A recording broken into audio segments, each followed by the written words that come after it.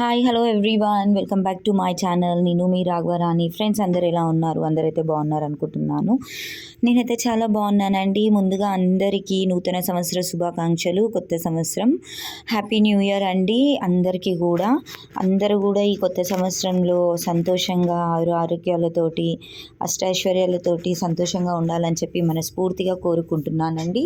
మరి ఈరోజు నేను మీ ముందుకైతే ఒక సూపర్ రెసిపీని అయితే తీసుకొచ్చేసాను. మీ అందరికీ తెలుసు కదా, నా రెసిపీస్ అన్నీ కూడా సింపుల్గా ఇంట్లో ఉండే ఇంగ్రీడియంట్స్ తోటి ఈజీగా ఎవరైనా కూడా కుక్ చేసే విధంగా అయితే ఉంటాయి కదా. సో మరి ఈరోజు నేను మీతో షేర్ చేసుకునే రెసిపీ వచ్చేసి చికెన్ ఫ్రై అండి.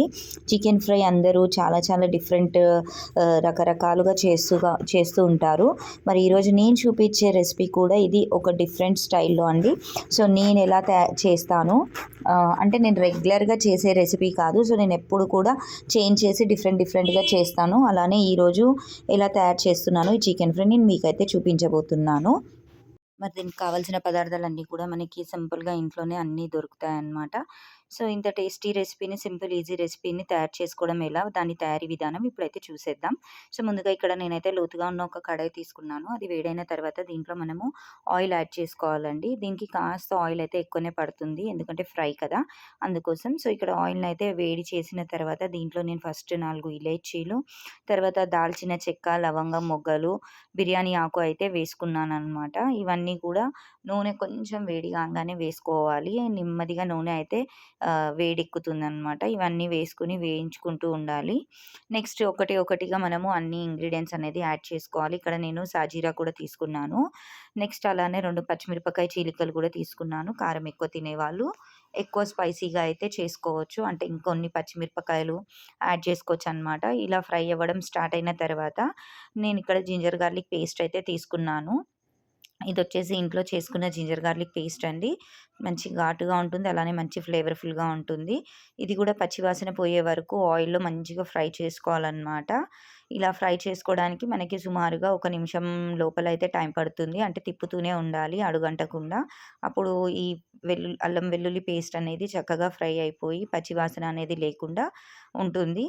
నెక్స్ట్ దీంట్లో మనము నెక్స్ట్ ఇంగ్రీడియంట్స్ అంటే ఇంకా ఫస్ట్ అయితే మనం చికెన్ని వాష్ చేసి పెట్టుకోవాలి కదా శుభ్రంగా.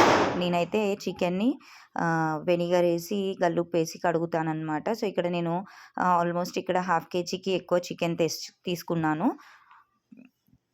సో చికెన్ ఇక్కడ యాడ్ చేసుకుని దీన్ని అయితే ఇలా మొత్తం కలుపుకోవాలండి. కలుపుకున్న తర్వాత నెక్స్ట్ ఇక్కడ ఉప్పు యాడ్ చేస్తున్నానండి, గల్లుప్పు. దాని తర్వాత ఇక్కడ నేను కాస్త పసుపు కూడా యాడ్ చేస్తున్నాను.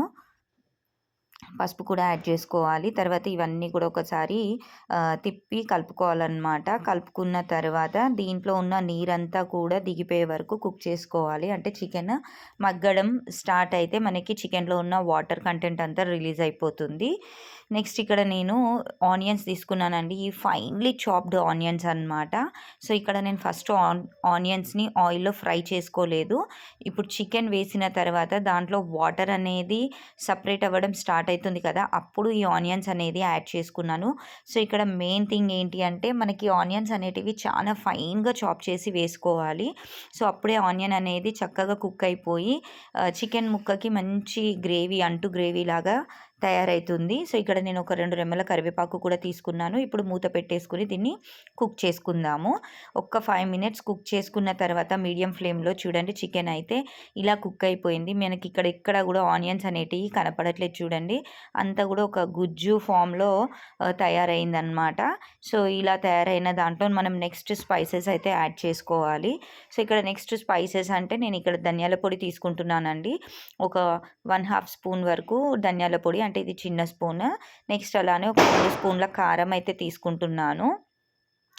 కారం తీసుకుని ఇవన్నీ కూడా ముక్కలకి పట్టే విధంగా కలుపుకోవాలన్నమాట. బాగా కలుపుకుని ఇక్కడ దీన్ని హై ఫ్లేమ్లో పెట్టుకుని మనం ఇలా తిప్పుతూనే ఉండాలి, టాస్ చేస్తూనే ఉండాలన్నమాట. సో ఎక్కడ కూడా తిప్పకుండా ఉండొద్దు. ఈ గ్రేవీ అనేది కంప్లీట్గా దగ్గరకు అయిపోవాలి, ముక్కకి ఇలా పట్టుకుని ఉన్నట్టు. ఆయిల్ అనేది కంప్లీట్గా సపరేట్ అయిపోతుంది అనమాట.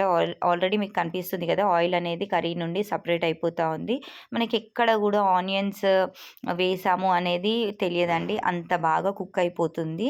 మనం మధ్యలో వేసినా కూడా, కాకపోతే ఈ టేస్ట్ వేరే అనమాట. నార్మల్గా చేసుకునే ఫ్రైస్ కన్నా కూడా ఇది అయితే సూపర్గా ఉంటుందన్నమాట. సో చూడండి, ఫైనల్గా మూత పెట్టేసుకుని సిమ్లో పెట్టేసుకుని కుక్ చేసుకుంటే ఇలా గ్రేవీ ముక్కలకి పట్టి దగ్గరగా అయితే తయారవుతుంది.